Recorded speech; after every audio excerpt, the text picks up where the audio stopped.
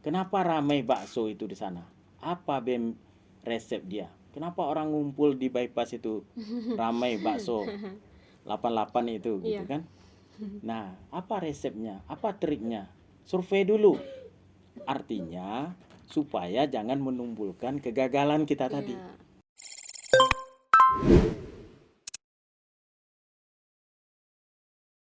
Assalamualaikum warahmatullahi wabarakatuh. Kembali lagi di podcast DKTV, TV Masa Depan Dakwah dan Komunikasi.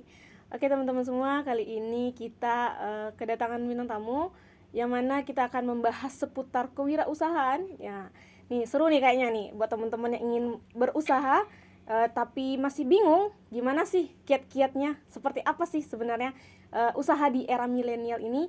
Kita akan bahas ini bersama Bapak Nazirwan. Beliau merupakan dosen mengajar bidang kewirausahaan di UIN Imam Bonjol Padang. Assalamualaikum Bapak. Waalaikumsalam warahmatullahi wabarakatuh. Sehat Pak hari ini Pak? Sehat, alhamdulillah sehat. Tadi dari mana Pak? Ada mengajar hari ini ya Pak ya? Iya, tadi. Oke, kita sedikit kita delay hari ini ya Iya, Pak. Oke, delay. Tadi sebelum saya tanya nih Pak tentang kewirausahaan, boleh Bapak selain Bapak mengajar di UIN, Bapak juga mengajar dosen Kewirausahaan di kampus lain. di kampus lain. Nah, Ya. boleh Bapak ceritakan tuh Pak? Ya. Terima kasih Ananda. Selamat siang pemirsa DKTV semuanya. Baik. Kewirausahaan ini memang mata kuliah yang dianjurkan oleh Dikti terhadap semua perguruan tinggi harus memasukkan mata kuliah kewirausahaan ini dalam satu kurikulum perguruan tingginya. Nah, ini sebagaimana yang ditetapkan di dalam tujuan pendidikan nasional diiringi peraturan pemerintah nomor 17 tahun 2010 di mana mendidik mahasiswa ini kreatif, inovatif, dan berjiwa wirausaha. Nah, bagaimana generasi milenial ini sehingga dia betul-betul mempersiapkan masa depannya itu untuk membangun jiwa wirausahanya tadi.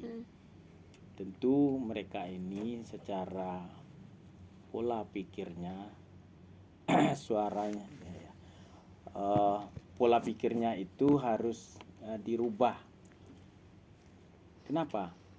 Semereka waktu belajar nanti setelah dapat ijazah kadangkala mengandalkan ijazah yang diperolehnya saja, tapi dia tidak punya basic dukungan lain. Nah, kenapa mata kuliah kewirausahaan ini diperlukan? Bagaimana menumbuhkan jiwa wirausaha ini kepada generasi milenial ini? Nah, agar dia menatap masa depannya itu lebih cemerlang dan ingin sukses dia di masa depannya. Tentu pola pikirnya, mindsetnya ini harus ditanamkan jiwa-jiwa wirausaha. Wirausaha itu berasal dari kata wira, artinya berani. Usaha ya berani menggerakkan usaha, bisa merancang usaha dia, bisa bagaimana usaha itu dia bertanam dulu mungkin, dia rawat, dia pupuk sehingga menghasilkan buah hasil yang lebih baik nantinya di masa depannya. Nah, banyak bentuk yang di era globalisasi ini tidak hanya usaha konvensional yang bisa digerakkan, tapi usaha melalui media sosial juga bisa digerakkan. Sehingga mahasiswa dengan canggih dia selalu mempergunakan HP itu bisa menggerakkan usahanya dengan berbagai mungkin komunitasnya ada, dicocokkan dengan waktu kuliah yang senggang dan tidak meninggalkan atau mengganggu jam-jam perkuliahannya. Nah, itu Pak. Ya. Nah, tadi Bapak bilang kan melalui media sosial gitu Pak. Ya. Cuma kalau kita lihat Pak, kalau di media itu kan banyak sekali ilegal dan legal itu ya Pak. Ya. apakah ada resiko Pak kalau kita mulai wirausaha dengan media sosial saat ini yang kalau kita lihat ya Pak ya sudah Ya. mulai rusak atau mulai ternodai oleh beberapa generasi yang merusak media tersebut gitu. Dengan memulai usaha di media apakah ada risikonya gitu Pak? Oh, tergantung kejelian kita melihat. Contohnya, Bapak ikut usaha online outlet it. Nanti bisa dilihat outlet it menjadi reseller. Reseller dalam berbagai produk. Nah, karena produk itu dari pabrik atau dari tokonya itu langsung kita tidak menumpuk barang. Tapi begitu orang yang memesan, kita langsung kita minta. Outlet it ini suatu bentuk bisnis online yang sering dipergunakan orang. Bapak dengan bergabung dengan outlet it, insya Allah, misalnya Bapak butuh baju kemeja kemarin. Saya bandingkan di harga konvensional dengan memesan di outlet it jauh lebih murah. Sepatu mungkin, tas mungkin jauh lebih murah.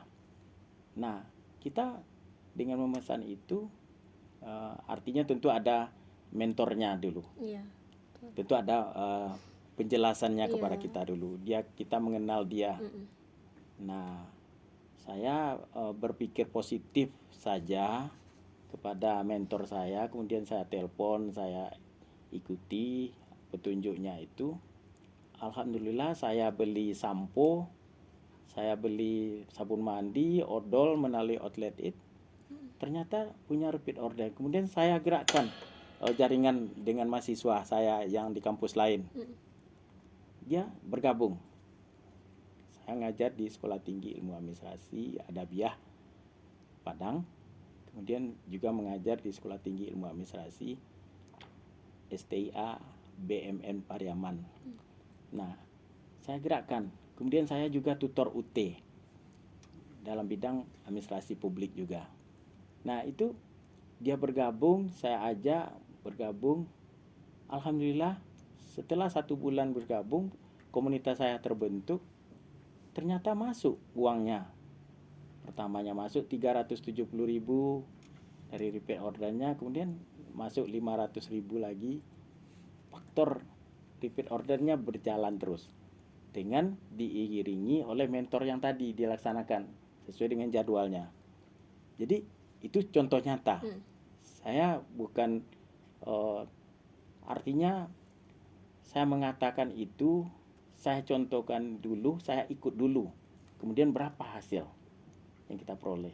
Nah, ini contoh di bisnis online. Oh iya Pak. Okay. Nah, kalau bisnis konvensional ya mungkin banyak juga. Iya. Saya terjun langsung tanpa saya sebagai pengajar, secara teori saya mengajarkan, tapi saya membuktikan di lapangan. Benar enggak secara pekerjaan itu kita coba. Nah, itu. Ya, contoh bisnis konvensional seperti yang saya catat. Mungkin adik-adik mahasiswa dia meracik bumbu ikan bakar di rumahnya tadi seperti yang dicontohkan tadi. Dia 1 kilo 35.000 ikan nila misalnya. Kemudian dia taruh ke warung. 1 kilo itu mungkin 7 atau 8 ekor, tergantung besarnya. Kalau 8 ekor satu ini, kita taruh ke warung tadi harga 10.000, kan sudah 80.000. Kita hanya modal tadi 35.000. Untung enggak? 50.000 kan? Satu kepit ikan bakar contohnya nyata. Namun kalau itu rasanya bagus, kemudian pelayanan kita terhadap ini sebagaimana yang ditulis saya jurnal, pelayanan berwirausaha harus didukung dengan keikhlasan dan ketakwaan. Kita berdoa terus kepada Allah Subhanahu wa taala, kita melakukan usaha-usaha yang positif, berpikir positif sehingga Allah Subhanahu wa taala memberikan petunjuk kepada kita dalam hidup dan kehidupan generasi milenial. Kan tanpa uang sakunya. Itu konvensional. Nah, kita gerakkan lagi yang online-nya. Kan banyak contoh yang lain. Nah, artinya seorang calon wirausaha ini, seorang generasi milenial tidak mentok dengan satu jenis usaha saja. Seorang pengusaha yang bijak meletakkan telurnya itu tidak hanya satu keranjang, tapi beberapa keranjang lain dia taruh. Mungkin keranjang yang satu memberikan kerugian, mudah-mudahan tidak. Bagaimana mengantisipasinya, kita belajar dulu. Ini contoh nyata. Nah, Pak, terkadang Pak ada juga yang ingin merencanakan. Dia sudah merencanakan untuk memulai bisnis usaha A, misalkan gitu ya. Ternyata hasil yang keluar itu B, tidak sesuai yang direncanakan gitu. Nah, itu bagaimana tuh Pak solusi seharusnya gitu? Saya dalam mata kuliah kewirausahaan ini, tugas akhir mahasiswa adalah merancang suatu usaha yang memungkinkan untuk dilaksanakan. Tidak mungkin kalau melenceng itu kita gagal jadinya.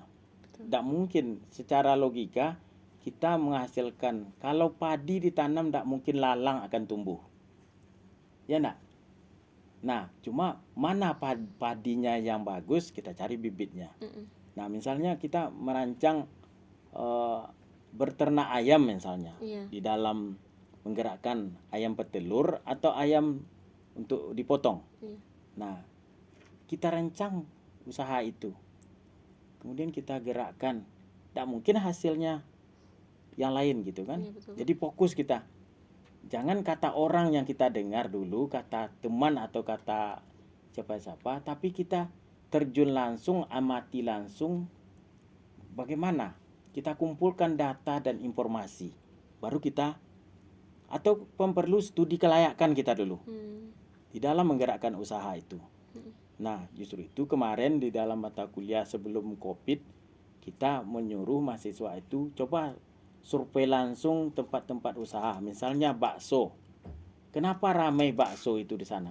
Apa resep dia? Kenapa orang ngumpul di bypass itu ramai bakso 88 itu gitu kan?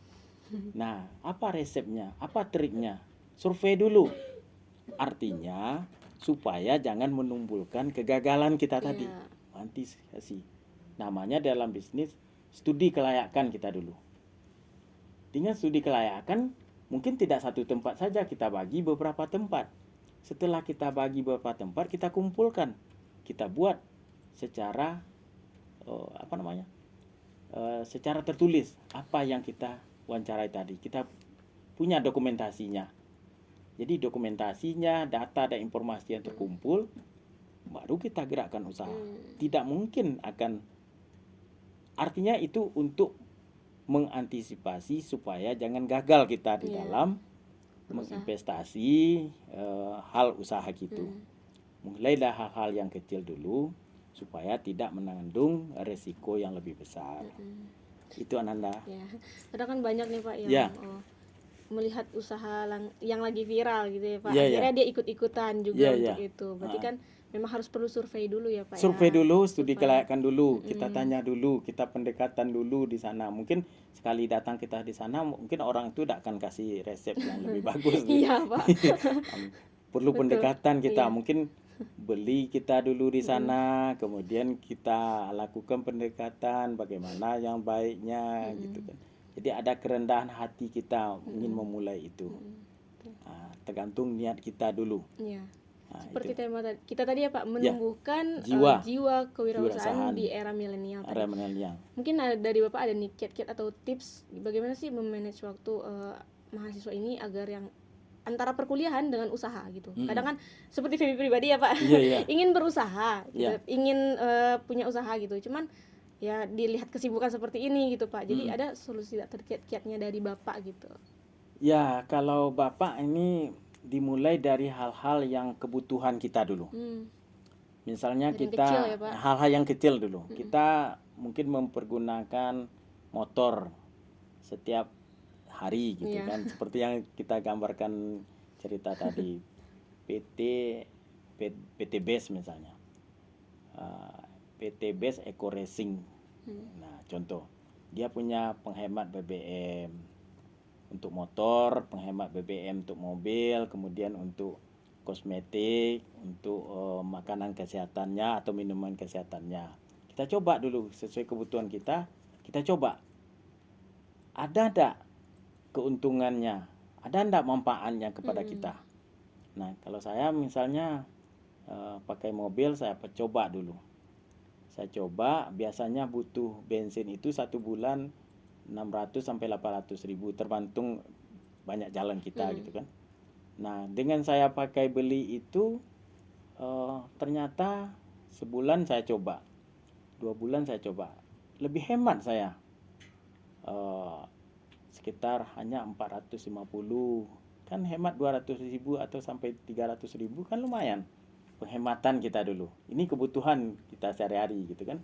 Demikian juga saya punya anak, motor saya, anak-anak saya karena 3, yang satu udah kerja, dia punya motor namanya Yogi, yang kedua Verzelia, wanita, dia sedang kuliah S2 di UMP manajemen, yang satu lagi biologi murni, laki-laki, anak saya semester 6.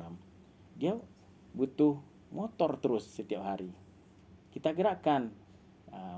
Biasanya kita butuh, dia kasih seminggu itu untuk motor bensin berapa kebutuhannya. Ternyata ada hemat enggak? Catat. Kalau ada manfaatnya kan tidak ada salahnya, kan hemat belanjanya. Hemat belanjanya dia itu. Kemudian mungkin butuh odol, mungkin butuh makanan yang lain. Kita coba dulu dari itu. Nah, ini contoh nyata terhadap sesuai dengan kebutuhan kita gerakkan konsumtif kita dulu. Itu contoh. Itu sudah merupakan membangun wirausaha sejak kecil-kecil dulu. Mungkin setelah ada manfaatnya, mungkin kita bergabung bersama, kita ikuti gitu kan. Nah, ini contoh nyata gitu kan. Pak, kalau berarti kan kalau untuk ikut atau bergabung seperti yang Bapak bilang tadi kan, kita memulai dari kecil lalu bertahap seperti itu. Tentu perlu modal gitu Pak. Jadi gimana tuh kami mahasiswa? Yang modalnya itu tentu menyisihkan, misalnya untuk motor 5.000 kan, sebangku bakso kita beli dulu gitu kan. Gua kantin bawah Pak. 5.000 kan, kita hemat enggak kita? Itu contoh nyata kan. Sampai mana uang 5.000 lah, kan sebangku bakso lah gitu kan. Nah, kita coba contohnya, bermanfaat enggak sama kita? Ada enggak kelancarannya terhadap motor kita? Kata orang rusak mesinnya, kita coba dulu, ternyata tidak. Saya udah 2 tahun, ternyata tidak. Akhirnya anak saya yang sedang kuliah di S2 itu, dia sama komunitasnya banyak, bentar lagi dia dapat motor. Wah, Masya Allah. Bentar lagi, karena dia 100 kiri 100 kanan dapat motor. Nanti kan dia repeat ordernya bertambah terus komunitasnya gitu kan. Kalau sudah 300 kanan 300 kiri, bertambah terus peminatnya dengan bukti nyata ada manfaatnya terhadap konsumen. Bentar lagi dia dapat mobil kan gitu. Ya kan? Kita sudah contohkan juga kita dengan mobil kita gitu kan. Nah, banyak lagi misalnya pupuk. Saya kemarin anak saya yang kecil nomor 4 kan kuliah di Sekolah Menengah Pertanian. Dulu SPMA namanya. Sekarang SMK PP di Sungai Lare, Lubuk Binturun. Kemudian saya kebetulan komite di sana. Kemudian waktu mereka mengantar kita ke PKL kemarin, kakak-kakak seniornya, kita dilibatkan oleh kepala sekolah dari komite. Nah, artinya itu pengalaman langsung kita lihat. Kenapa bawang itu mahal sekarang? 50.000 1 kilo di pasaran. Saya langsung ke tempat petani. Survei langsung ya Pak? Survei langsung ke tempat petani. Coker Merah namanya, kelompok taninya di Sungai Nanam, Solok Selatan, Alahan Panjang. Saya survei langsung kepada petani itu, ternyata memang sama dengan ada penyakit bawang itu sekarang. Sama dengan kita kemarin kan COVID. Di bawang, di tumbuhan itu juga ada nampaknya suatu generasi penyakitnya. Gitu. Kemudian hama, ya, Pak? Hama aja. Seperti hama gitu. Kemudian beli obat racunnya itu sekarang naik. biasa 250 sampai 300 ribu. Ternyata sekarang 1 juta sampai 1.500.000. Naik. Ketua kelompok taninya langsung dia beli karena dia punya modal gitu kan. Jadi dengan modal tanam bawang dia rawat dan dia ternyata hasil bawangnya dikala petani lain tidak bisa menghasilkan bawang, dia punya bawang stok. Saya lihat repeat ordernya cukup bagus dari petani bawang Joker Merah itu. Dia kelompok taninya itu langsung diundang pelatihan dan workshopnya ke Bogor. Jadi ITB Bogor. Kemudian orang-orang dari Thailand, karena kelompok taninya udah maju, Joker Merah namanya, bawangnya kalau untuk konsumtif itu 75 hari. Tapi kalau untuk bibit 90 hari. 90 hari. Jadi karena kelompok taninya cukup lumayan, karena dia udah partai agak besar, jadi dari modal 200 juta untuk satu kebunnya itu, dia butuh modal pengeluaran bibit dan hamanya itu sekitar 50 juta. Jadi dalam sebulan 90 hari itu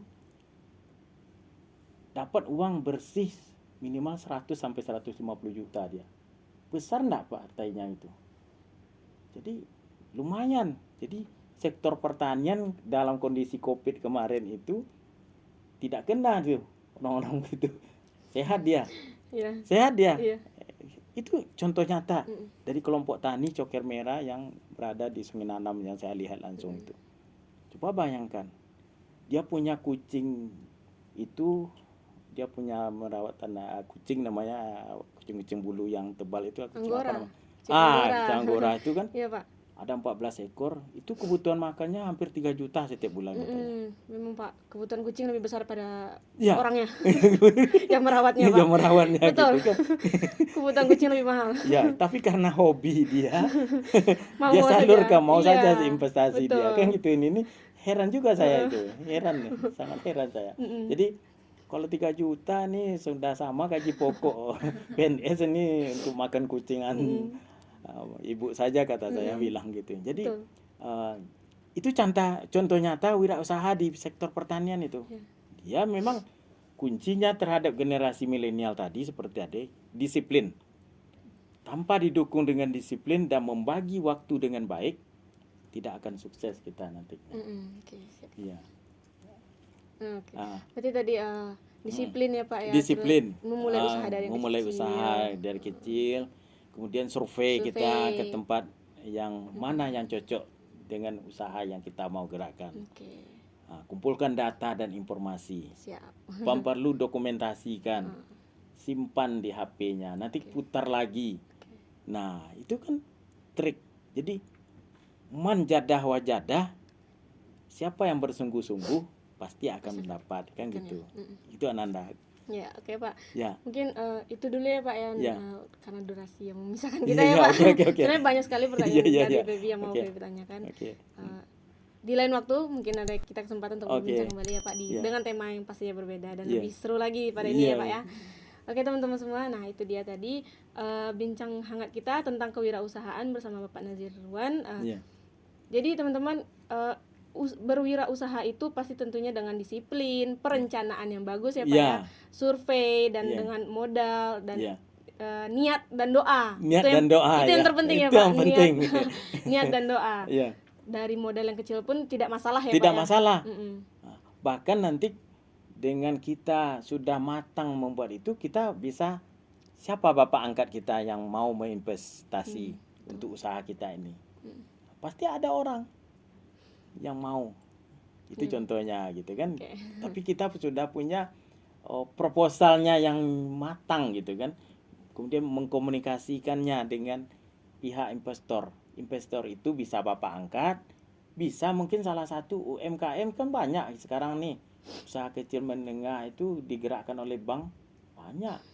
Nah, coba dari hal-hal yang kecil dulu. Nah, nanti dengan hal-hal kecil, nah itulah terhadap generasi muda itu ditanamkan jiwa wirausaha dari awal, sehingga dia sambil kuliah selesai, dia sudah punya usaha, dia tidak gampang menatap masa depannya, bahkan dia bisa melanjutkan S2, usaha jalan terus, bahkan sampai dia doktor, Amin. usaha jalan terus kan Betul. gitu nih. Sampai bersuami beristri pun Ya, usaha jaringan jalan. kawannya banyak, jodohnya bisa dia pilih lagi kan gitu nih. Kan gitu. Iyalah Pak. Ya. Kalau usaha bagus ya jodoh datang lah Pak ya. Itu. Yang penting saku-saku mahasiswa ini terus berisi gitu kan. Iya Pak, betul. Kalau saku-saku nggak isi. Tidak diandalkan dari kiriman orang tua saja gitu kan. Betul. Itu kan yayasan bunda namanya gitu kan. Tapi uang yang kita gerakkan usaha kita sendiri manisnya beda. Betul. Nah, itulah yang jadi saya sejak kuliah juga begitu dulu. Jadi tidak pernah kekurangan uang kita. Setiap saat ada stok dana terus. Badan sehat, olahraga terus, pikiran sehat, uang banyak. Ya kan? Cewek pun merapat ya Pak. Oh. Itu. Iya, karena kan Iya. wawasan ada. Ya, salam badan. besti kita kan gitu nih, besti kita. Oh ya, salam Ya, besti kan. nah itu dia tadi teman-teman. Jadi kalau mau didekati usaha itu harus ada ya Pak ya, Ya, harus terus ada. kantong nyangkering ya Pak ya. Iya.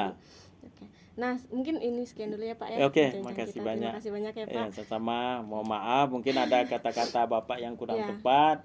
Mohon maaf, di lain waktu kita semangat lagi. Yang penting tumbuhkan jiwa semangat wirausaha. Betul. Jangan lupa berdoa kepada Allah, kerjakan hal-hal yang positif. Jangan lari ke hal-hal yang negatif. Betul. Sebagai generasi muda. Udah. Ini Berpikir itu yang penting, positif ya, Pak. berpikir positif. Dengan banyak usaha, nambah uang kita, penampilan kita oke kan? Iya. Akhirnya Apapun beli bedak yang mahal kita bisa beli kan gitu. dengan uang sendiri Dengan ya, Pak. uang sendiri gitu betul. kan. Jadi bukan menguras orang tua kita kan gitu nih. Jadi kita menggerakkan usaha kita sendiri, kita bisa membiayai diri kita sendiri, kita berpikir positif, disiplin mengatur waktu. Jangan terlena dengan HP, permainan yang ada di HP saja gitu kan. Iya. Oke, itu Ananda. Oke, Terima kasih Pak. banyak nih Ananda. Iya, Pak. Mohon maaf atas segala kekurangan. Wabillahi taufiq wal hidayah. Wassalamualaikum warahmatullahi wabarakatuh. Baik, terima kasih banyak Pak. Oke teman-teman semua, terima kasih. Di lain waktu kita akan mendatangkan bintang tamu yang tidak kalah menarik dan dengan pembahasan yang lebih seru lagi. Saya Feby Azhara dengan beserta kru yang bertugas pamit undur diri. Wassalamualaikum warahmatullahi wabarakatuh.